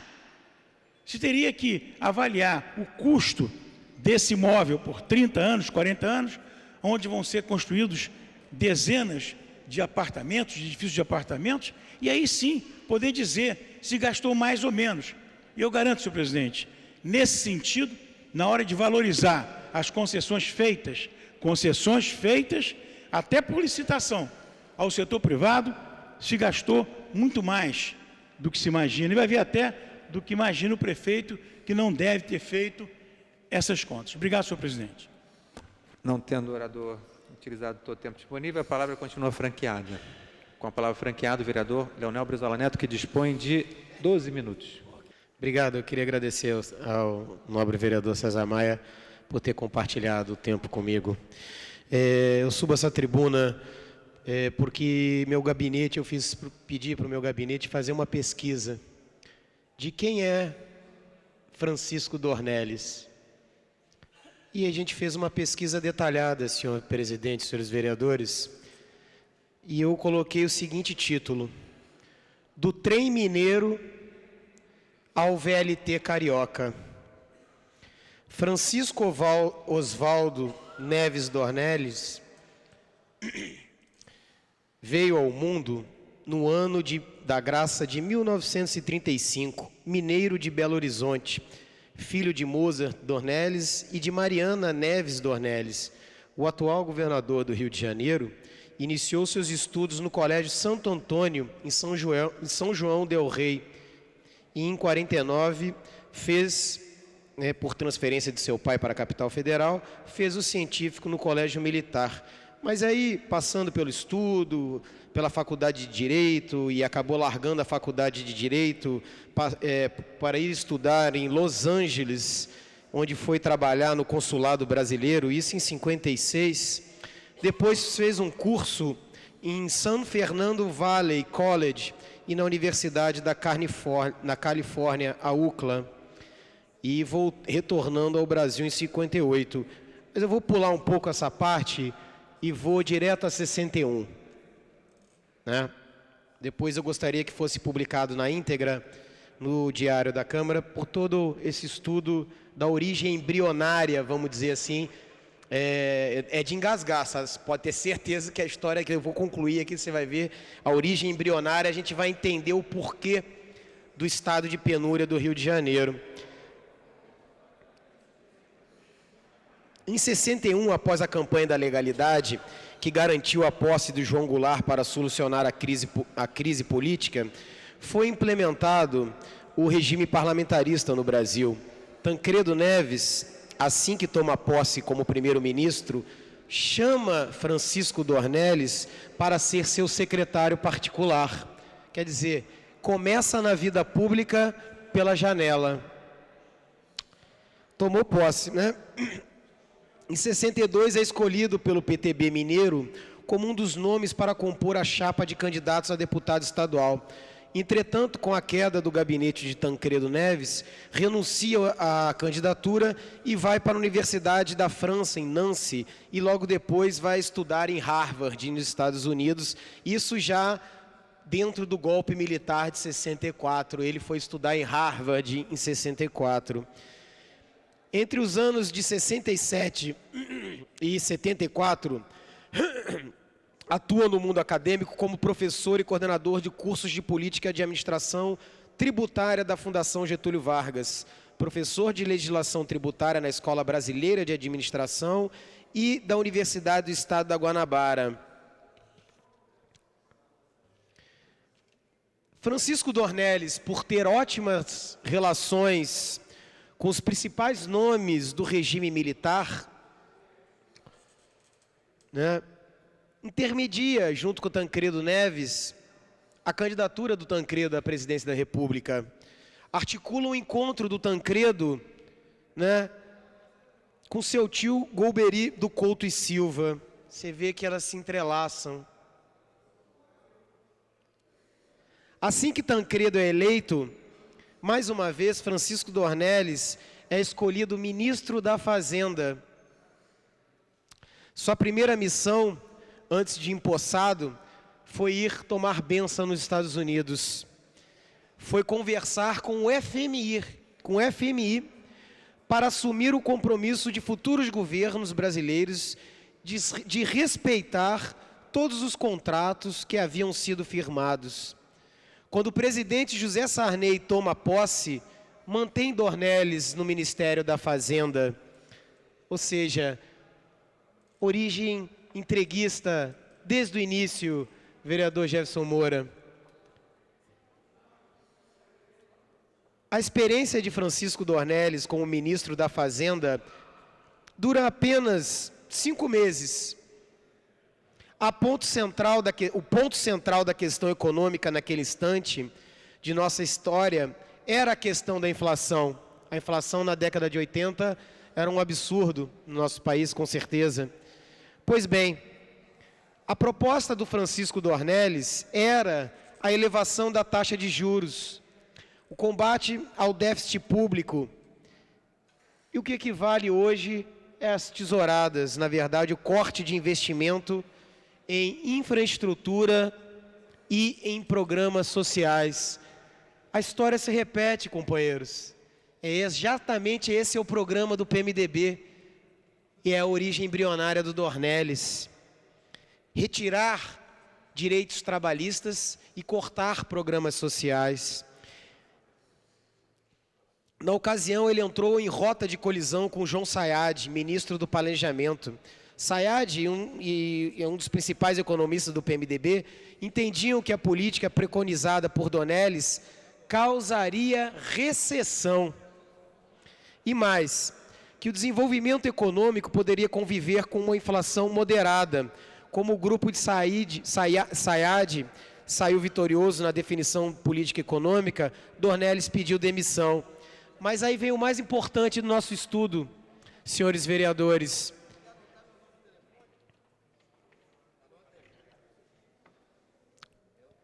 Em 1986, Dornelles é eleito deputado federal constituinte pelo PFL. Em 89, no segundo turno, apoia Fernando Collor de Mello. E em 90, prestem atenção, em 90, nas eleições estaduais no Rio de Janeiro, Dornelles defende uma aliança de todos os partidos de viés liberais, de viés liberal, para derrotar Leonel Brizola. Ou seja, ele pede uma aliança de todos os partidos de tendência liberal para não deixar Leonel Brizola ganhar a eleição de 1990. Dornelles apoia Nelson Carneiro. A filha dele, até outrora, era vereadora aqui. Em 91, assume a vice-liderança do bloco parlamentar de apoio ao Collor. E quando a nova Constituição foi aprovada, ele pediu e fez uma revisão constitucional. Dizia que a Constituição sofria de envelhecimento precoce. E o que ele queria, de fato, era a extinção do monopólio das estatais e a privatização das empresas do governo, bem como a modificação do conceito de empresa nacional, permitindo a maior abertura da economia ao comércio internacional, um vendilhão da pátria. Na década do governo Collor, ele vota a favor do impeachment. Para a Prefeitura do Rio de Janeiro, candidato em 92, teve apenas 3% dos votos. No segundo turno, apoia César Maia. Em 93, deixa o PFL e entra para o Partido Progressista Reformador. Reformador só se for para retirar os direitos dos trabalhadores. Quando Fernando Henrique é eleito, novamente pela janela, começa a fazer parte da sustentação do governo, indicado para o Ministério da Indústria. Com o ministro, defende a desregulamentação da economia como forma de reduzir o custo Brasil. Fez estímulo à privatização de empresas estatais e criticou a cobrança de CPMF das operações nas bolsas de valores. Ou seja, esse instrumento, que é um dos principais verificadores do Caixa 2 e da lavagem de dinheiro nessa roda financeira, Dornelles era um patrono desse sistema que tanto cria miséria no nosso país. Francisco Dornelles, logo depois da reeleição de Fernando Henrique, é alçado a ministro do Trabalho. Entre as suas principais propostas contra os trabalhadores está a da modificação no sistema de proteção social ao desempregado. Sua ideia era que o seguro-desemprego passasse a ser financiado pelo FGTS. Assim, as receitas do PIS e do PASEP seriam utilizadas em políticas de geração de emprego. Queria também extinguir a multa de 40% do FGTS nas demissões sem justa causa, ou seja, um verdadeiro inimigo dos trabalhadores. Para completar sua participação no MTE, patrocinou o início da negociação coletiva de trabalho e, em 2000, conseguiu instituir a conciliação prévia e a introdução do rito sumaríssimo nos processos trabalhistas. Foi contra a criação de impostos sobre grandes fortunas, sempre protegendo os ricos. Em 2006, elege-se senador e apoia Eduardo Paes na sua corrida à prefeitura. Eu gostaria de pedir à mesa que pudesse publicar no DCM da casa a íntegra desse estudo prévio que nós fizemos, porque aqui é a origem embrionária de quem é o atual governador que colocou um estado de calamidade, mas, na verdade, ele é o próprio desastre natural. Ele é um inimigo do povo brasileiro e do desenvolvimento nacional. Ele é inimigo da América Latina. Ele está aqui para servir os interesses internacionais. Está aqui representando o FMI contra os BRICS. Está aqui representando a Chevron e a ESSO contra o desenvolvimento nacional do nosso petróleo. Por tudo isso, senhores vereadores, senhor presidente, mais uma vez eu reitero e peço que publique no DCM desta casa o inteiro teor desse estudo que começa com essa singela estrofe que diz: do trem mineiro ao VLT carioca. E isso só vem colaborar, senhores e senhoras, para demonstrar e percebermos a atual realidade do Estado do Rio de Janeiro e do município do Rio de Janeiro e do Estado, esse golpe nacional que foi dado justamente por esse mesmo partido e por essas mesmas raposas felpudas da política que são contra o povo brasileiro. Meu muito obrigado. Esgotado o tempo destinado a grande expediente, passa o prolongamento, a mesa dará ciência às proposições recebidas. Requerimento do vereador César Mar, requer a mesa diretora na forma regimental, inclusão na ordem do dia semanal, regime de urgência do PL número 1722/2016, que inclui na Lei 5.919/2015 a cidade de Assunção, capital do Paraguai, como cidade irmã da cidade do Rio de Janeiro. Vereadores que aprovam essa comissão, aprovado. Requer a concessão de medalhas de mérito Pedro Ernesto ao pastor Ricardo Fabiano Vieira de Carvalho, número do projeto 1647/2016, autor vereador João Cabral. Vereadores que aprovam essa comissão, aprovado.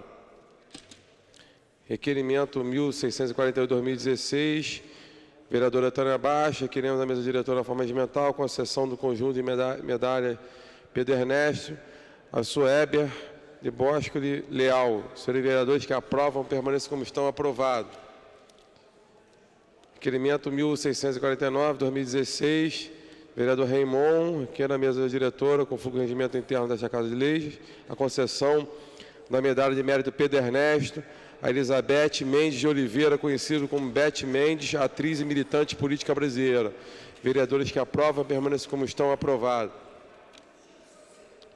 Requerimento 1650/2016, que era a mesa diretora na forma regimental, a concessão de conjunto de medalha de mérito Pedro Ernesto, a Cirleide de Fátima Oliveira Ferreira, autor, vereador professor Célio Luparelli. Vereadores que aprovam, permaneçam como estão, aprovado. Requerimento 1651/2016, requer a mesa diretora na forma regimental, concessão de medalha de São Francisco de Assis, terceira eminência, a senhora Wanda Vilhena Mota, protetora e ativista da causa animal, por seu relevante serviço prestado a esta causa. Vereador Marcelo Piuí. Vereadores que aprovam essa comissão, aprovado. Requerimento 1652/2016, requerimento diretora na forma regimental, concessão da medalha de São Francisco de Assis, terceira eminência, a senhora Márcia Jacinto de Moura, proprietária do abrigo São Francisco de Assis, protetora e ativista de causa animal, por seu relevante serviço prestado a esta causa. Vereador Marcelo Piuí. Vereadores que aprovam essa comissão, aprovado.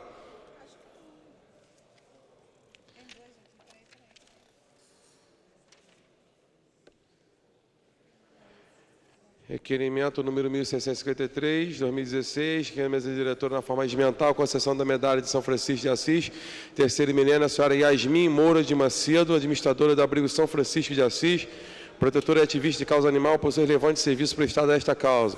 Vereador Marcelo Piuí. Vereadores que aprovam essa comissão, aprovado.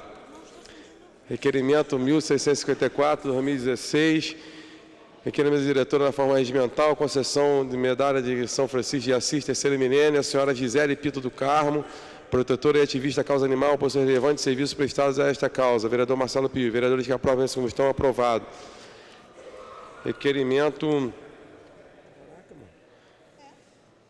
1655/2016, requer a mesa diretora da forma regimental, a concessão de medalha de São Francisco de Assis, terceiro milênio, a senhora Mônica Tavares, administradora do abrigo carente do senhor Sebastião, protetora e ativista da causa animal, por seu relevante serviço prestado a esta causa. Vereador Marcelo Piuí. Vereadores que aprovam essa comissão, aprovado.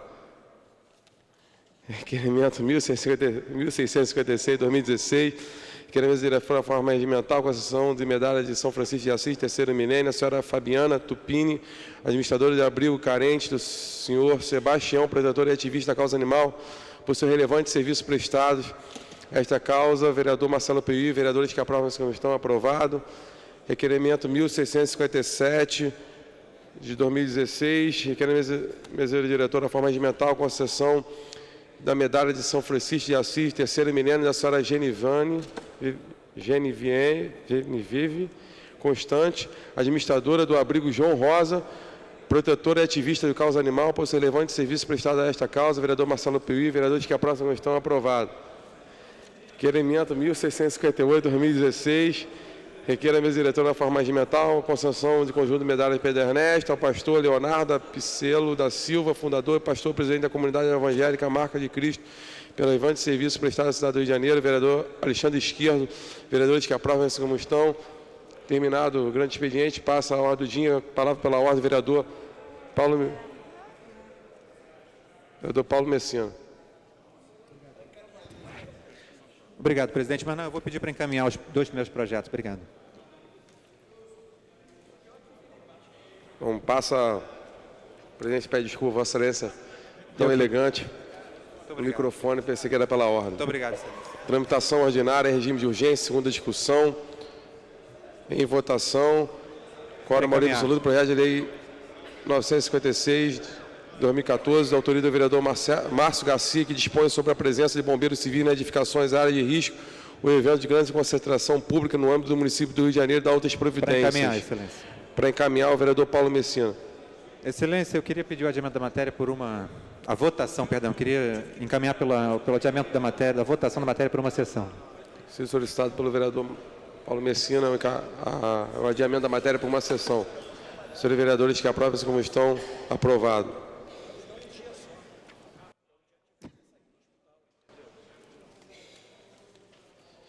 Tramitação especial, regime de urgência, em primeira discussão, em votação, projeto de lei 1161/2015, de autoria de vereadores Marcelo Arais e Jorge Felipe, que dispõe sobre a remoção de veículos por estacionamento irregular pela Prefeitura do Rio de Janeiro. Para encaminhar, excelência.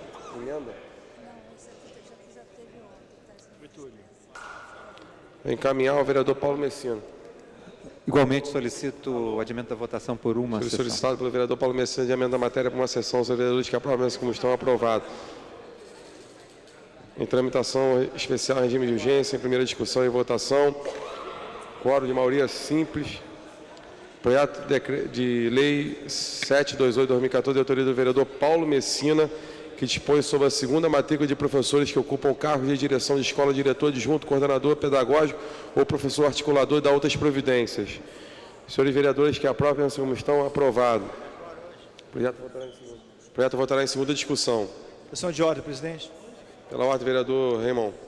Presidente, só para lembrar aos vereadores que hoje nós temos quórum aqui, pelo que eu vi ali no livro, 34 assinantes, lembrar que o projeto de lei 779 do comércio ambulante, conforme eu disse ontem, já amplamente discutido com o Executivo, a gente vai fazer uma inversão de pauta para votá-lo daqui a pouquinho. Queria contar com a colaboração dos vereadores para a gente garantir isso, que é uma discussão que desde 2010 o comércio ambulante na cidade fez outrora com o secretário Rodrigo Betlen, fez com o secretário Alex Costa e agora fez com o secretário Matielli, inclusive com a presença dele aqui na Câmara, a convite do vereador Jorge Felipe, que é também coautor desse nosso projeto.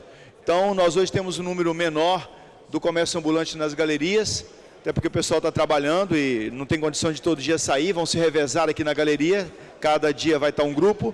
Então, eu queria contar com a atenção dos vereadores para daqui a pouquinho nos ajudar a aprovar o projeto de lei 779. Muito obrigado.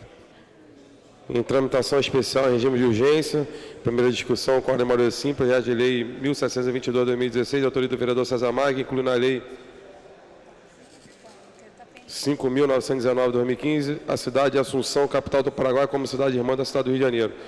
Está pendente da parecer da Comissão de Justiça e Redação. Convido o vereador... Não, o Thiago está sem gravar. Vereador Jorge Braz, para emitir parecer pela Comissão de Justiça e Redação.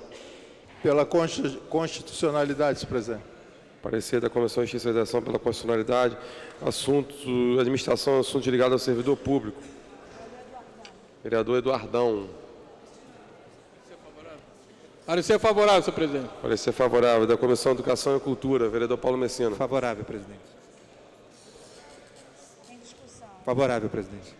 Parecer da Comissão de Educação e Cultura, favorável. Em discussão a matéria, vem quem queria discutir, encerrar a discussão e votação. Vereadores que aprovam essa comissão, aprovado. Pela ordem. Pela ordem, vereador Paulo Messina.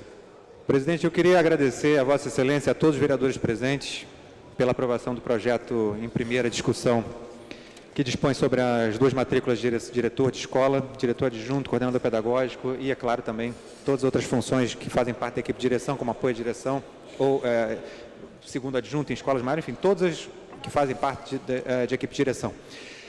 Quero agradecer em especial aos vereadores Márcio Garcia e Marcela Ará, que tinham projetos de maioria absoluta na pauta anteriores a ele, mas como o quórum está apertado, vamos dizer assim, os vereadores aceitaram adiar para que pudesse votar o projeto de maioria simples na pauta.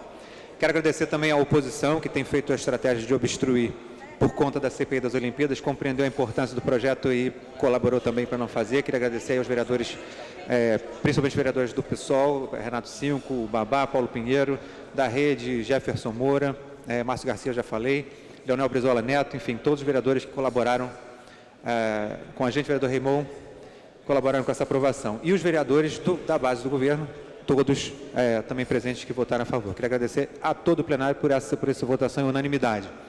Queria também solicitar a Vossa Excelência, como o primeiro projeto da pauta se trata de um projeto de maioria absoluta, que Vossa Excelência pudesse proceder à verificação de quórum.